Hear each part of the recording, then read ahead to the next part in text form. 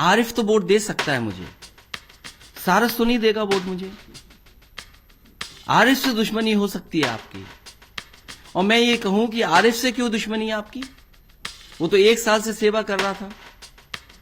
आखिरकार झगड़ा तो हमसे है ना, समाजवादियों से आपका, कि अगर सरकार को कानूनी कार्रवाई के अलावा फॉरेस्ट डिपार्टमेंट को इस आरिफ को सारस मित्र के तहत इसका सम्मान और पुरस्कार देना चाहिए था। हमारे साथ आरिफ खड़े हैं और आरिफ ने एक बहुत अच्छा काम किया कि घायल सारस को समय पर उठाया, उसकी जो सेवा कर सकते थे की, उसका इलाज कराया और उसको जिंदा बचा लिया। उस दौरान सारस उनका मित्र बन गया और उनके साथ एक मित्रता का व्यवहार उन्होंने किया।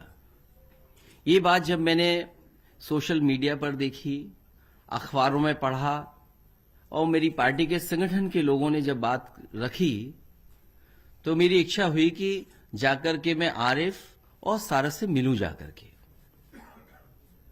मैं जब वहां गया हूं, बीजेपी के बड़े बड़े नेताओं को पता नहीं कहां से घबराहट आ गई। आरिफ तो वोट दे सकता है मुझे, सारस तो नहीं देगा वोट मुझे। आरिफ से दुश्मनी हो सकती है आपकी, और मैं ये कहूं कि आरिफ से क्यों दुश्मनी है आपकी? वो तो 1 साल से सेवा कर रहा था। आखिरकार झगड़ा तो हमसे है ना, समाजवादियों से आपका। मैं सारस से मिलने क्यों चला गया? मैंने सारस के साथ तस्वीर अपनी क्यों खिंचवा ली? और अगर मुख्यमंत्री जी की तस्वीर किसी जानवर के साथ, किसी के अपने प्रिय के साथ इतनी लोकप्रिय नहीं होती है, तो उसकी तकलीफ उन्हें क्यों है इस बात की? मैंने एक तस्वीर, सड़क पर हाथी चल रहा था एक्सप्रेसवे, उसकी तस्वीर ट्वीट कर दी। एसटीएफ गई, उसके महावत को उठा ले आई, जेल भेज दिया उसको। ठीक बात है, कानून है कि आप हाथी नहीं रख सकते हैं, उसका सुप्रीम कोर्ट की गाइडलाइंस हैं कि आप किसी को नहीं रख सकते हैं। और समय समय पर सरकार ने लाइसेंस भी कैंसिल किए हैं, और जिनके पास अगर हाथी था तो उन्हें वापस सरकार को करना पड़ा। मैं ये जानना चाहता हूं कि अगर आप जान बचाने वाले इंसान को आप धारा लगा करके डराना चाहते हो, आरिफ को आप डराना चाहते हो, यही वन विभाग के अधिकारी उस समय कहां थे जब जो 2019 में एक महावत की हाथी ने हत्या की? महावत की हत्या हुई हाथी से, क्योंकि मुख्यमंत्री जी का वो पड़ोसी था, उनकी स्वजाति का था, इसलिए वन विभाग सो गया। वन विभाग ने कोई कार्रवाई नहीं की।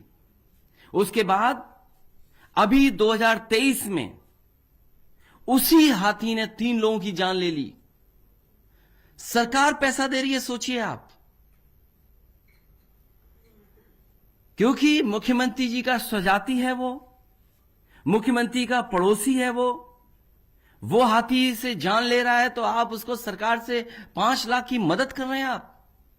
मैं जानना चाहता हूं विभाग के लोग कहां हैं? अगर आप इस तरह कार्रवाई करेंगे कि क्योंकि वो हम देख करके आ गए सारस, तो याद रखना, आप भी अपने घर में कोई पालतू नहीं रख सकते। उस समय आएगा, समय बदलेगा, तो आप चीजों को नहीं पाल पाओगे, क्योंकि अगर कानून सारस के लिए है तो कानून और जानवरों के लिए भी है।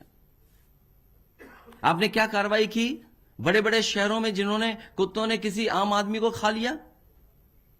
सड़कों पे जो सांड मर रहे हैं, सांड जान ले रहे हैं, क्या कार्रवाई कर रहे हो आप? दुर्भाग्य हमारा उत्तर प्रदेश का। बताओ, मुख्यमंत्री जी ट्वीट कर रहे हैं, कह रहे हैं हम रोबोटिक का प्लांट लगाएंगे। अरे मुख्यमंत्री जी, आप सांड नहीं पकड़ पा रहे हो, क्या रोबोटिक का प्लांट लगाओगे आप?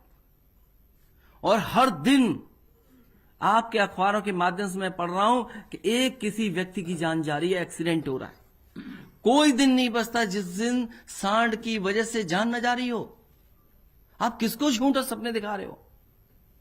और फिर सारस के लिए जो काम समाजवादियों ने किया, आपने इटावा का जो केंद्र बनने जा रहा था, संरक्षण केंद्र, ट्रेनिंग इंस्टीट्यूट, कि लोग जागरूक हों, समझें, हमारा स्टेट बर्ड है, आपने उस ट्रेनिंग इंस्टीट्यूट को क्यों खत्म कर दिया?